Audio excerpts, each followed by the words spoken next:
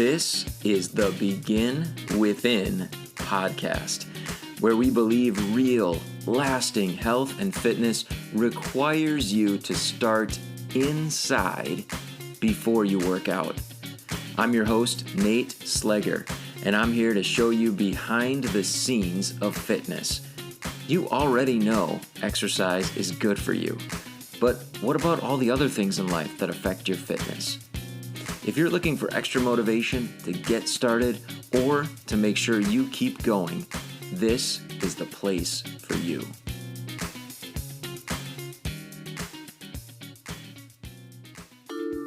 Produced by BeginWithin.fit. Improving health is about so much more than just losing weight. But I realize weight loss might be the goal that brought you here to the Begin Within podcast. That's why I wrote my latest book, 5 Ways to Stop Wrecking Weight Loss, to reveal the 5 areas that I see are most overlooked by the people that I work with who want to lose weight. Each one of the chapters in this free ebook describes that specific area that you need to focus on to improve your health and get great permanent results. And it also links back here to episodes of the podcast where we've had experts on the show talking about that specific area. So you can benefit from those previous episodes while you're learning about how to maximize the results that you're after.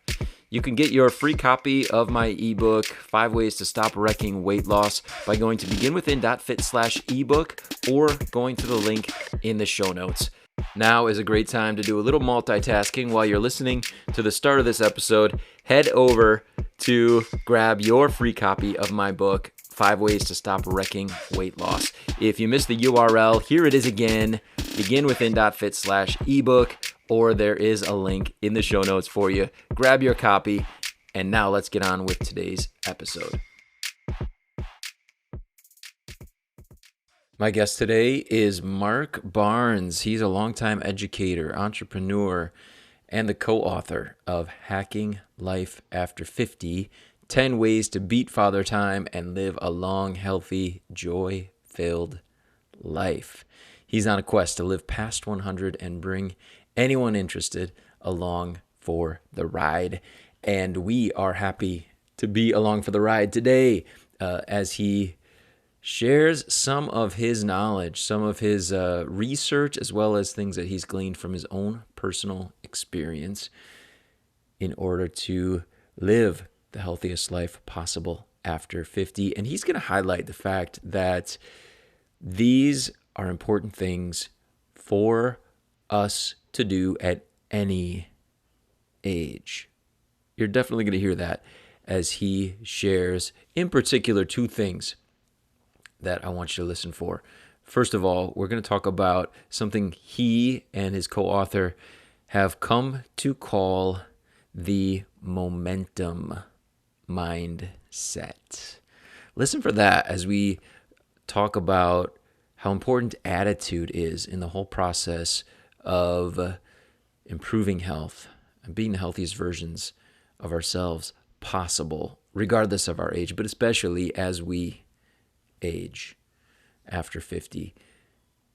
The momentum mindset. You're going to love it. Of course, we talk about mindset a lot here on the show, and you are going to absolutely love what Mark has to share in the area of attitude and mindset. So listen for that. And then we're going to talk about the importance of strength training and why it should be part of our routine and how to get there if it seems like a huge hill to climb or a huge mountain to climb in order to get to the place where strength training is part of your life.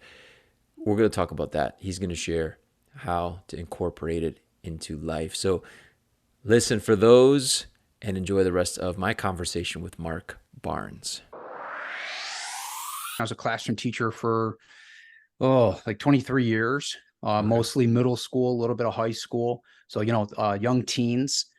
And, so I got passionate about teaching very early on in life and, sharing knowledge and experiences and all of that. So that was great. And then when I left the classroom, which I hate to date myself, it's 10 years now.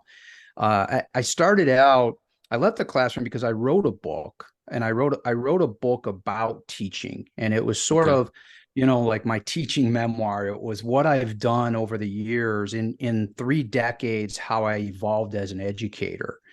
And that book was fairly popular, and suddenly I had schools reaching out and saying, "Hey, why don't you come talk to our teachers?"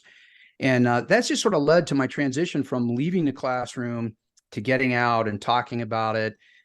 From there, I created a website. I had my own podcast for a while, and all of this was around this topic of hack learning.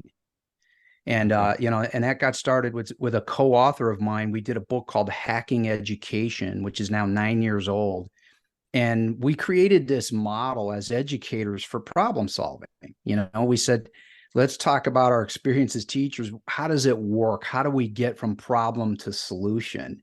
Mm. And, we agreed that in education, and I think this in business too, that oftentimes, we go about problem solving the wrong way, that it's like this, we want the 5-year plan, and the mission statement and all those things. And what happens is nothing ever really gets done. So we said, we kind of see solutions through a simplicity. Teachers always want right now answers. So we came up with this template that evolved into this whole series of books that presents a problem, and then what we call the hack, which is just sort of a unique solution based on experience and research and all that. And then we included things like pushback. What are people are going to say, well, this won't work. And that, in your own experience, people say, oh, this will never work. So, then how do we deal with that? And so, that evolved over time. And ultimately, I became a bit of an entrepreneur after decades of teaching. I started my own publishing company, which is called Times 10 Publications. Over an 8-year period, we did just shy of 50 books that were aimed at teachers and school leaders. And then I got really passionate in the last 5 or 6 years about health and fitness. And we can get into more of the Yeah. reasons behind that if you want to. But, the more I did that, the more I started talking to people about it. And I have another author who's written books for Times 10 as an educator, who's now in his 60s, and he and I are so like-minded. We found that most of our conversations weren't about education. They were about health and fitness and longevity. And we were reading the same books and taking cues from the same experts. And, one day a year ago, I was just like, we should write this stuff down. And I said, we've got this really cool problem solving format in the Hack Learning series. What if we just pivoted that? And instead of it being just for teachers and school leaders, we did a Hack Learning style book for everybody. I mean, who doesn't need health and fitness, right? And, Right. and emotional well-being and longevity, So anyways, we're now shifting this and calling it the Hack Learning Life series. So we're covering all kinds of topics. And we're starting right here in health, fitness, and longevity with a book we call Hacking Life After 50. And that gets you to now, Nate. Yeah. Wow. I love it. That's awesome. Do you mind? You kind of gave us a little teaser. Do you mind talking about why health and fitness got to be such a priority for you personally? Yeah. No, I like talking about it. In my late 30s, I was diagnosed with epilepsy. Mm. And it was a really weird thing because I had no sort of trauma. A lot of epilepsy is brought on by a traumatic event, a head injury or something like that. So here I am, like 38 years old, and suddenly I have a grand mal seizure in my Oh, sleep. And it's a weird, scary thing. I go to the doctor, and anyways, I'm diagnosed with epilepsy. They don't know why. The neurology behind it is still pretty sketchy, and it happens. So all kinds of medications over time and whatever. And I've been dealing with that. mm. And I'm fortunate because my condition is really controlled with medication. And medication has a ton of side effects, which aren't good. But the good thing is I don't have seizures, so I'm really Yeah. under control with the medication. But time went by, and then I got to be 50, and I just wasn't feeling good. And the medication I was on, one of the side effects was overeating and gaining weight. I got up well over 200 pounds. Right now I'm about 170. So, that's 30 pounds. And, you start carrying that around, you hear people, you may have said it yourself, it's like carrying weights, if you strap on 30 pounds and walk around, it's like, oh. So, I just got to that point where I was like, wow, I'm not feeling good. I'm eating not right. And I physically, I don't feel good because I'm overweight. I wasn't fat, per se, what we call, and I don't like to even use that word, but, uh, I was bigger than I wanted to be, and I didn't Mm-hmm. feel good. I wasn't sleeping well. The doctor, said that, I had, insomnia, all this bad stuff. So, anyways, that I got to a point where I said, I have to change. We all sort of have a tipping point, I think. Oftentimes, unfortunately, it's New Year's, the New Year's Right. resolution. Those typically don't stick. But we have a tipping point in life that makes us change. And I got to that point where I said, you know what, something has to change. And I was always falling back on just blaming medication.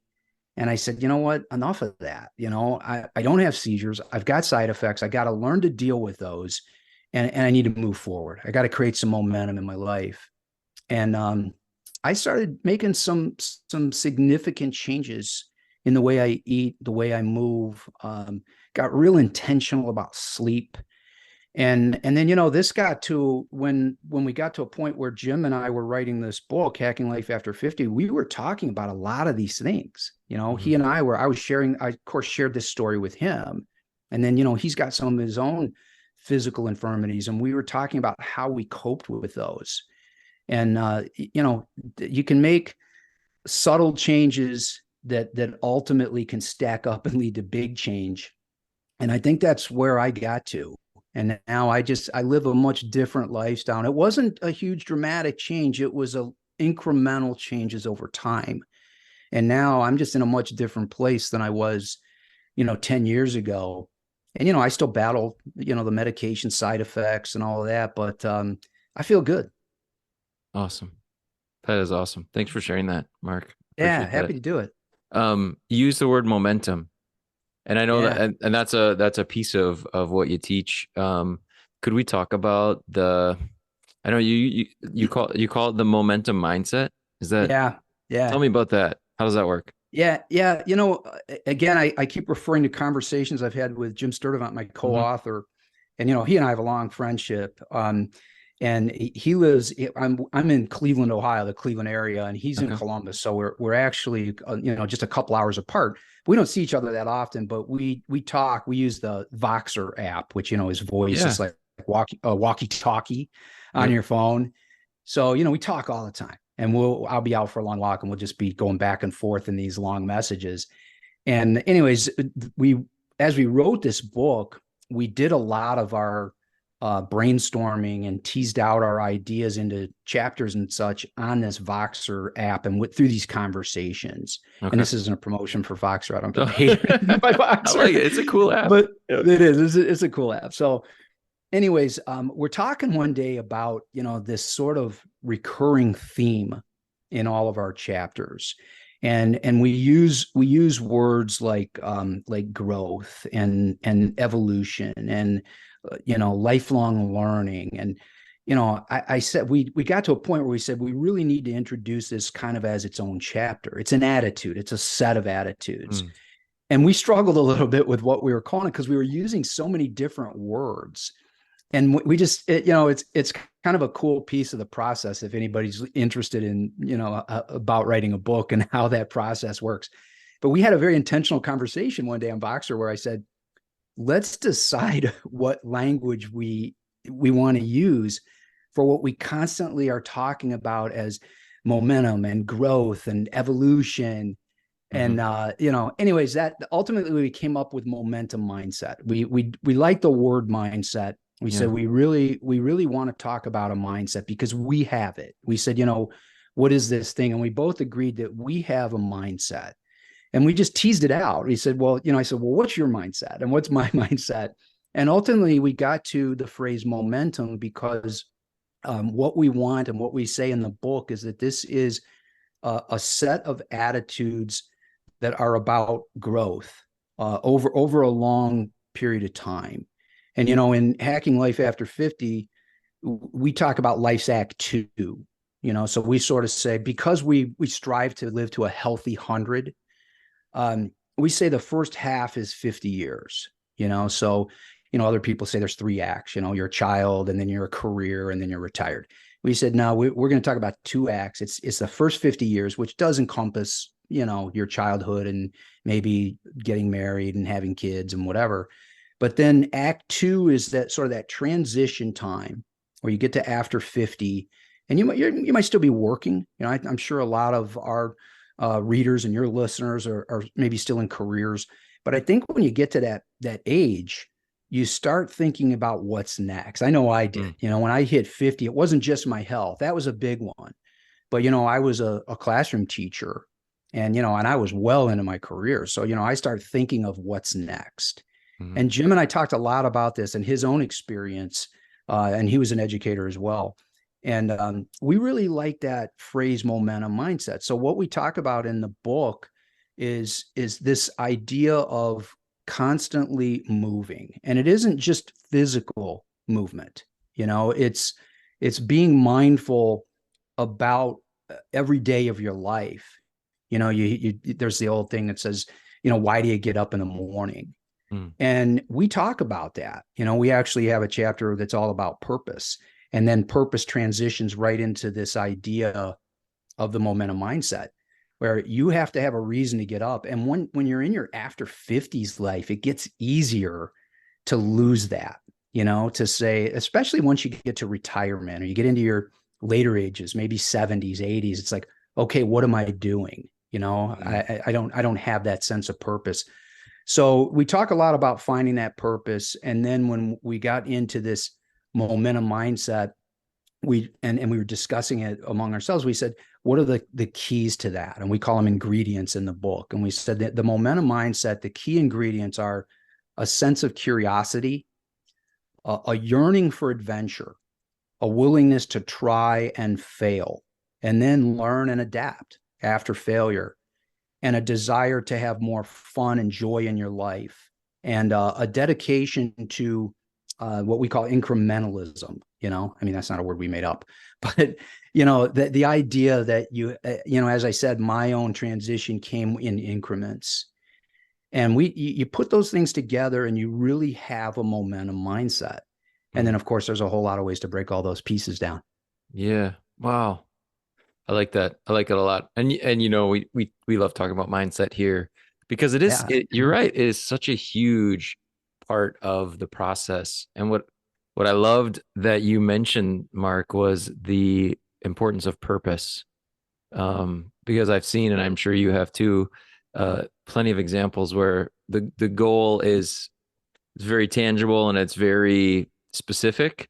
But then once somebody reaches it, they're kind of like, well, I'm done. I don't know. And at least when it comes to health and fitness, I've seen people achieve great things and then come back and visit them in 6 months, and they're sometimes worse off than they were before they started, sadly, right? Because it's not connected to a purpose that could continue to drive them. And that, it resonates with me what you said, Nate, about that sense of being done. As educators, Jim and I also talked a ton about this.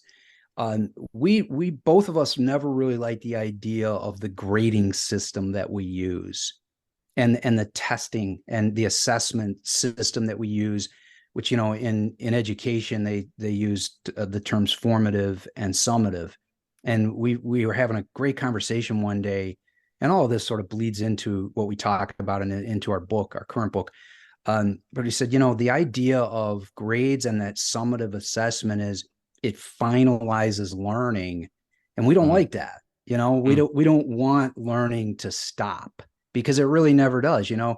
We could call ourselves experts. You certainly have expertise, but no matter how expert you are, you're still learning. Right. You're still out there reading and researching, and you're learning from people you work with as well through those great experiences. So yeah, I don't like the idea of being done. And we really promote that a ton in Hacking Life After 50, is that you're not done. Until you take that last breath, you're not done. Oh man. It's such an important message.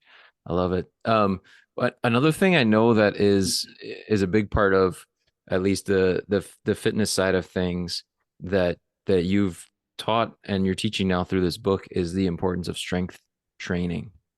Yeah. Could you speak to that a little bit? Like, and we don't talk before I let you dive in. I should say we don't talk as much as fitness and exercise is where my head is so often. We don't talk about it a lot here on the show Yeah.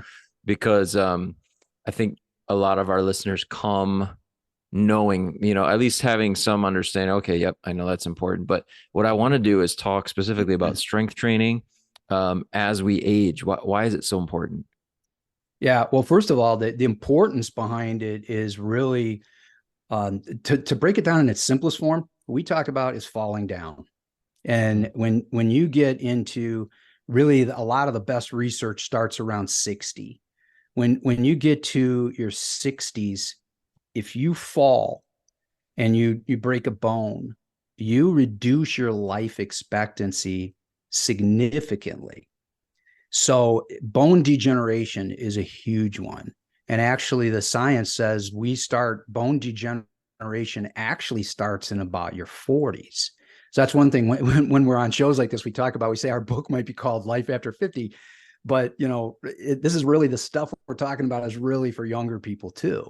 I tell my own kids that I have a son who's about to be 21, and we talk a ton about health and fitness. And I say, you got to start now, don't wait till you're 50. So that's a big one is bone degeneration. Inflammation is a huge one, joint pain. These are all the things, you hear about. Even the younger people in your audience, you hear older people talk about it. Oh, my back hurts. I've got tennis elbow, whatever. This is all inflammation. So the way to ward these things off, especially bone degeneration, is through strength training, resistance. And we use those interchangeably.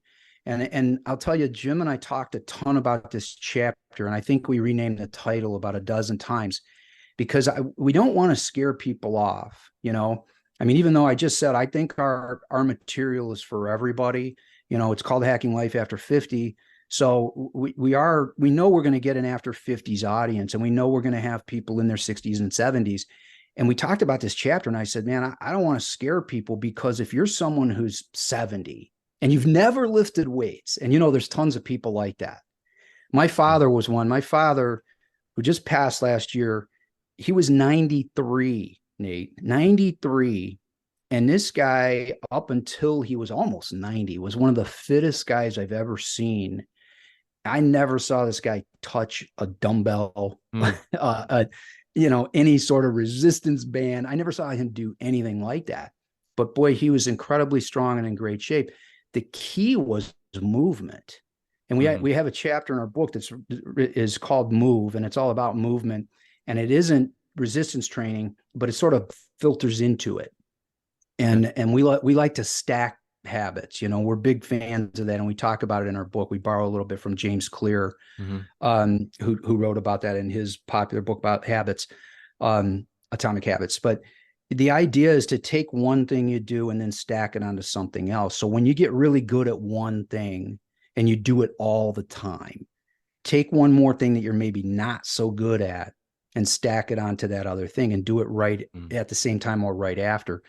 So, with resistance training, we were afraid about the weights. We do talk about using weights, and we give some really specific strategies for how to get started. If you've never touched a weight or done any kind of resistance, we really do, again, think about incrementalism. We talk a lot about starting small and working your way up and setting your own goals based on your own body.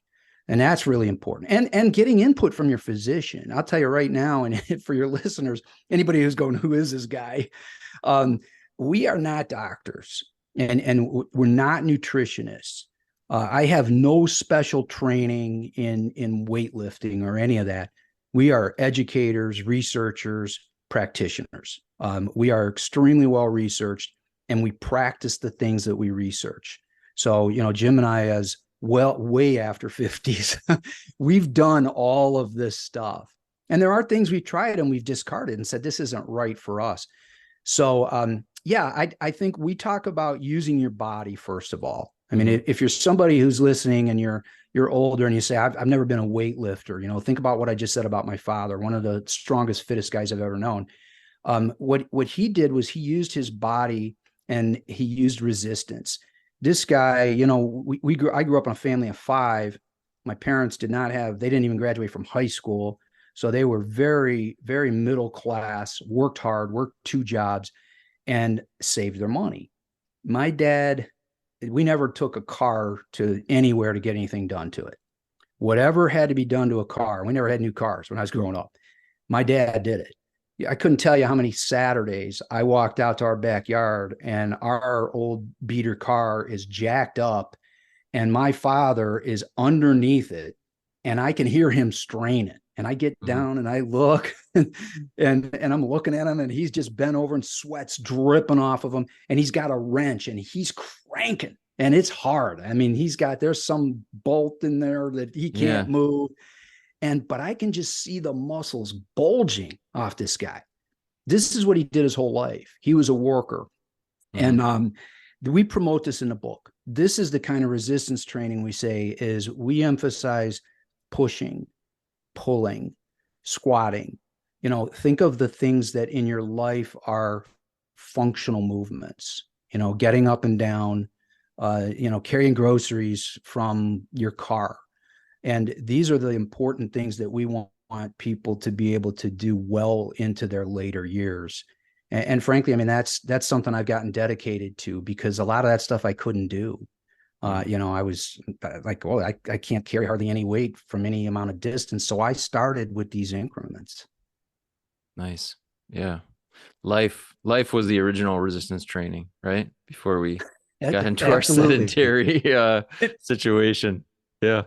Yeah, we joke about that all the time. My wife and I just like, oh, we gotta go lift weights because we don't work for real, you know? We push buttons and talk to people.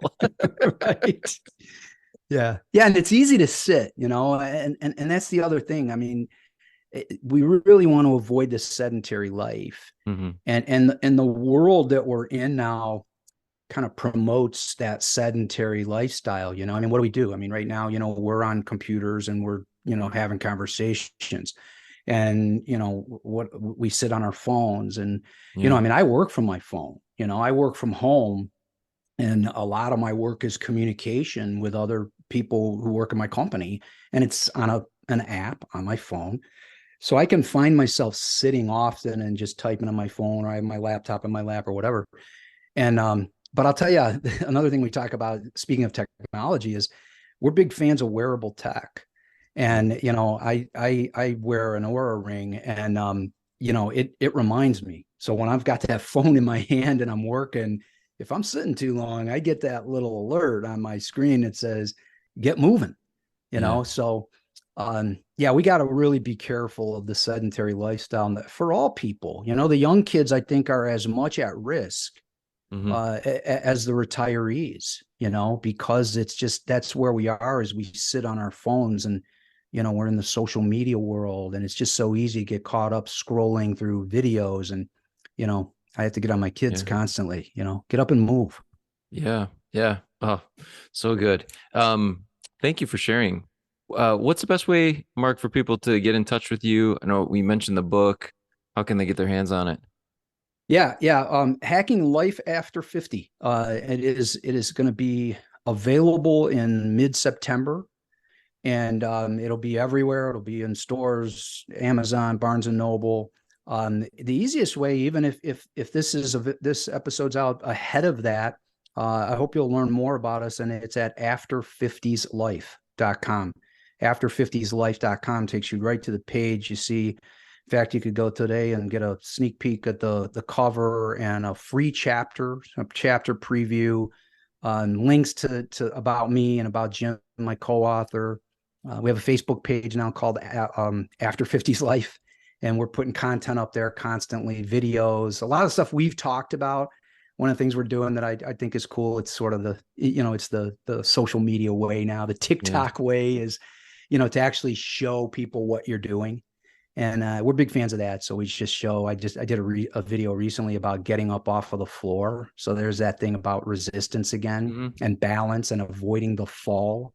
Talk about just practicing, sit on the floor and get up and see if you can do it with no hands or one hand even. And even your younger Nice. listeners, give that a try. Not on a Yeah. chair, on a floor. And if you can get up to your feet from a sitting position with no hands, then you've got pretty good balance. And I mean, it's something to practice. So yeah, life after Awesome. 50s, that's where we're living. That's where all the Okay. content is. And I hope people check us out. And I'm very excited about it. Yeah. No, thank you so much. I'll have link to your site for sure on the show notes for Yeah. the episode. Mark Barnes, thank you for your work and thanks for being here. Thank you, Nate. It's been a real pleasure, man. I enjoy your show. The link that Mark mentioned is waiting for you in the show notes to check out his book, as well as to go deeper into the resources that he has available and to connect with him on a personal level if you would like. The link is on that website as well. So the link to get there is waiting for you in the show notes in order to benefit fully from the work that Mark has been doing, continuing to work hard as an educator and to help us to hack health, right? To get the big pieces in place when it comes to being the healthiest versions of ourselves, whether we are 50 and beyond or yet to get there. How important to incorporate the things that he shared with us today. The thing that I was impressed with, I think the thing that I'm sitting with after talking with Mark and having a little bit of time to think about our conversation is around mindset. I love to talk about mindset. And Mark, I believe, did a great job of helping to explain why mindset is so important, because mindset is in everything, especially when it comes to health and fitness. And so often when it comes to improving health, we can have these very specific but short range focuses. And if the mindset doesn't involve something bigger, what tends to happen is we don't reach that short-term goal as quickly as we'd like. We get frustrated and we give up, or we're successful, we reach the goal, and then we don't know where to go from there. And we have a tendency then to fall back into the way life used to be before we started working toward the goal. Perhaps as you're listening, you feel like, yeah, that happened to me. That's happened to me. It's happened to me too. And this is what I think about all the time, day in and day out, and what I help people with. But what works is having a mindset that involves something bigger, that has a real purpose, something that never quite is ever fully attained, but something that you can continue to move toward. And along those lines, the question, what's next, comes up. I love the point that Mark made about being curious, focusing on growth over time, and always having this question of what's next, what's next. That's a question that clients that have worked with me when it comes to fitness coaching will tell you that question comes up a lot. And if you're listening and you have worked with me, I love the question, what's next? It's been a part of our presentations, our webinars, individual coaching sessions, group coaching sessions. What's next? Should be something that is always on our minds when we're thinking about improving health. And the answer to the question, Mark did a beautiful job of helping us to appreciate, it has to be incremental. It doesn't work if it's this humongous, huge goal. That's what's next for me, is this big thing. The answer to the question has to be something that's very doable, very attainable now, just incremental. What's the next step from here look like for me? So in closing today, what I want to invite you to do is to find an answer to that question for yourself. Your action step is just to answer the question. What's next for you? What might it be? Think about the purpose overall. Think about the direction that you want to be heading in, and then just answer that question. What is next? What's the next step? If I'm going to turn this up a notch from here, what am I going to be doing differently? What is the next step from here? Maybe it's in the direction of strength training. Maybe it's something in the area of nutrition. Maybe it's sleep. Mark touched on that as well. What is next for you?